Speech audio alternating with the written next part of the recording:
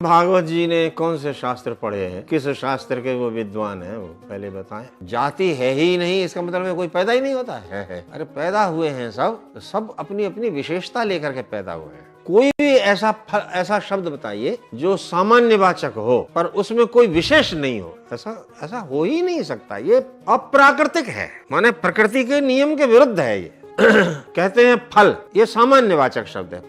फल में होगा केला होगा, आम होगा, अमरूद होगा, लीची होगा, ये सब फल होंगे ना।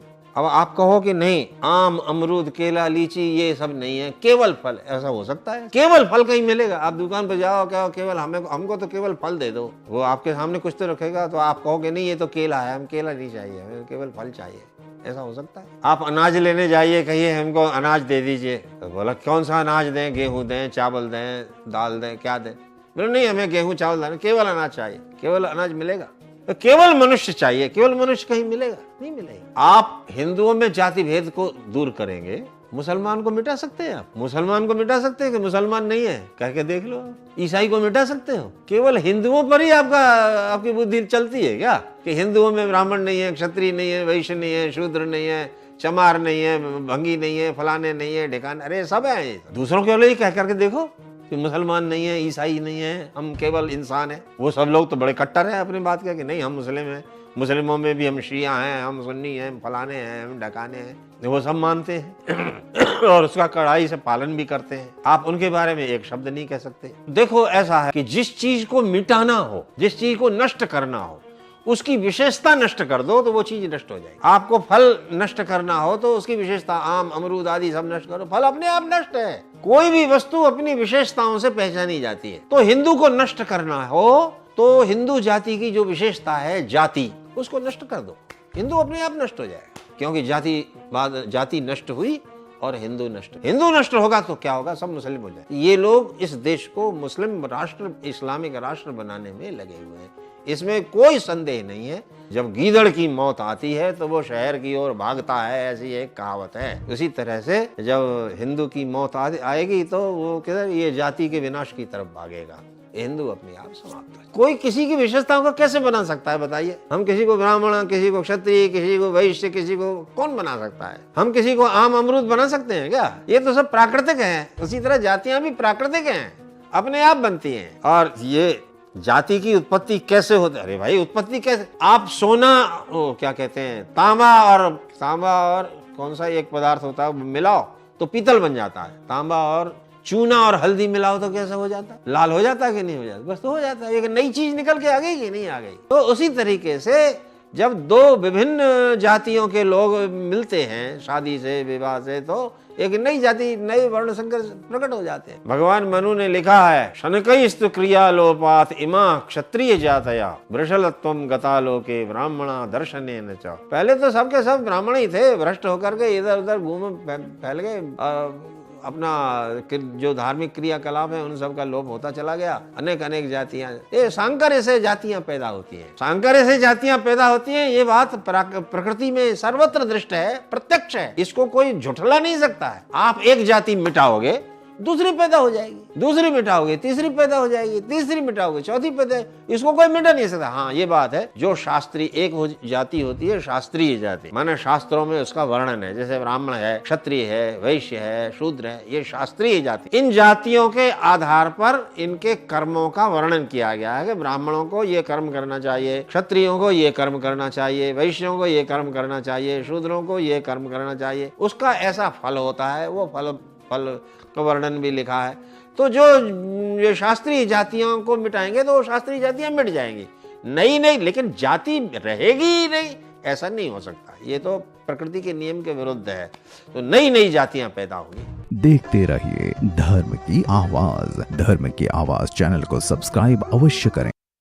मोहन भागवत जी ने कौन से शास्त्र पढ़े हैं, किस शास्त्र के वो विद्वान हैं, वो पहले बताएं। जाति है ही नहीं इसका मतलब है कोई पैदा ही नहीं होता है। अरे पैदा हुए हैं सब अपनी अपनी विशेषता लेकर के पैदा हुए हैं। कोई भी ऐसा शब्द बताइए जो सामान्य वाचक हो पर उसमें कोई विशेष नहीं हो, ऐसा हो ही नहीं सकता। ये अप्राकृतिक है, माने प्रकृति के नियम के विरुद्ध है ये। कहते हैं फल, ये सामान्य वाचक शब्द है।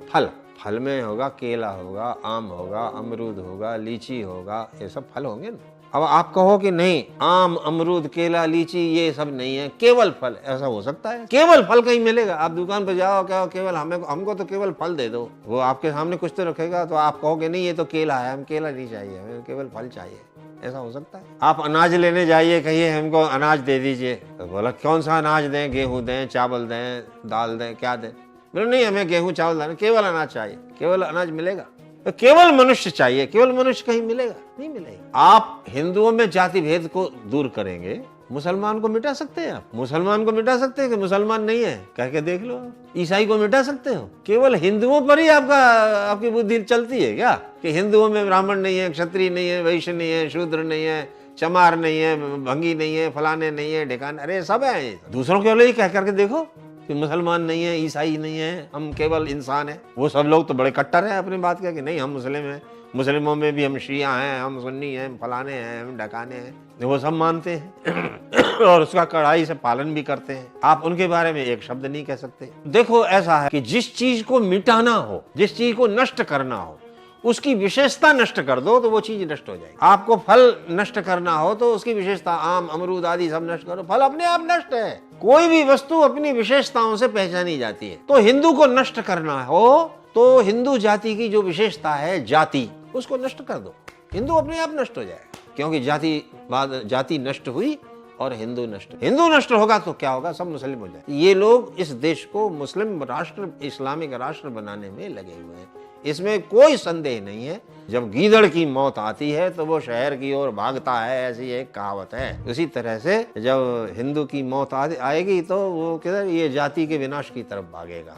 हिंदू अपने आप समाप्त है। कोई किसी की विशेषताओं को कैसे बना सकता है बताइए? हम किसी को ब्राह्मण, किसी को क्षत्रिय, किसी को वैश्य, किसी को कौन बना सकता है? हम किसी को आम अमरूद बना सकते हैं क्या? ये तो सब प्राकृतिक है। उसी तरह जातियां भी प्राकृतिक हैं, अपने आप बनती हैं। और ये जाति की उत्पत्ति कैसे होती है? अरे भाई उत्पत्ति कैसे? आप सोना, क्या कहते हैं, तांबा और कौन सा एक पदार्थ होता है मिलाओ तो पीतल बन जाता है। तांबा और चूना और हल्दी मिलाओ तो कैसा हो जाता है? लाल हो जाता है कि नहीं हो जाता? बस तो हो जाता है। एक नई चीज निकल के आ गई कि नहीं आ गई? तो उसी तरीके से जब दो विभिन्न जातियों के लोग मिलते हैं शादी से, विवाह से, तो एक नई जाति, नए वर्ण संकर प्रकट हो जाते हैं। भगवान मनु ने लिखा है, शनकैस्तु क्रिया लोपात इमा क्षत्रिय जातया वृषलत्वम गता लोके ब्राह्मणा दर्शनेन च। पहले तो सबके सब ब्राह्मण ही थे, भ्रष्ट होकर के इधर उधर घूम फैल गए।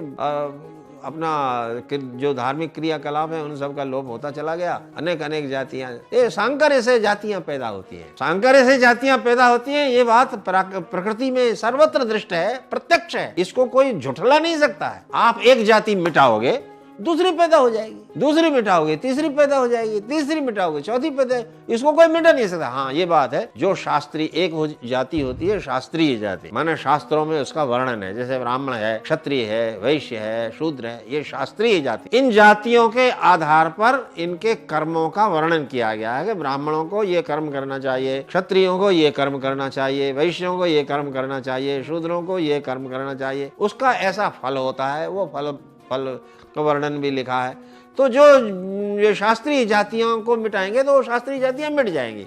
नहीं, लेकिन जाति रहेगी ही नहीं, ऐसा नहीं हो सकता। ये तो प्रकृति के नियम के विरुद्ध है।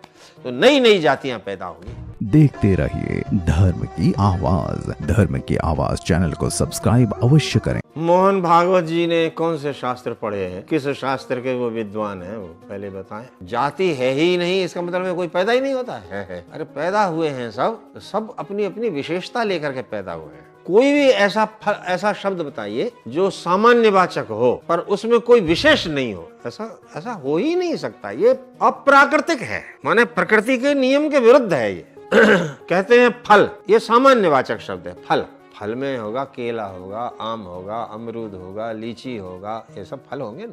अब आप कहो कि नहीं, आम, अमरूद, केला, लीची ये सब नहीं है, केवल फल, ऐसा हो सकता है? केवल फल कहीं मिलेगा? आप दुकान पर जाओ, क्या केवल हमको तो केवल फल दे दो, वो आपके सामने कुछ तो रखेगा, तो आप कहोगे नहीं ये तो केला है, हम केला नहीं चाहिए, हमें केवल फल चाहिए। ऐसा हो सकता है? आप अनाज लेने जाइए, कहिए हमको अनाज दे दीजिए, तो बोला कौन सा अनाज दें, गेहूं